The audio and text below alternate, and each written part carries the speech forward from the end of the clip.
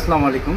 আমি মোহাম্মদ মিশন আলী, বাংলাদেশ যুব অধিকার পরিষদ ঝিনাইদহ জেলা শাখার সাংগঠনিক সম্পাদক।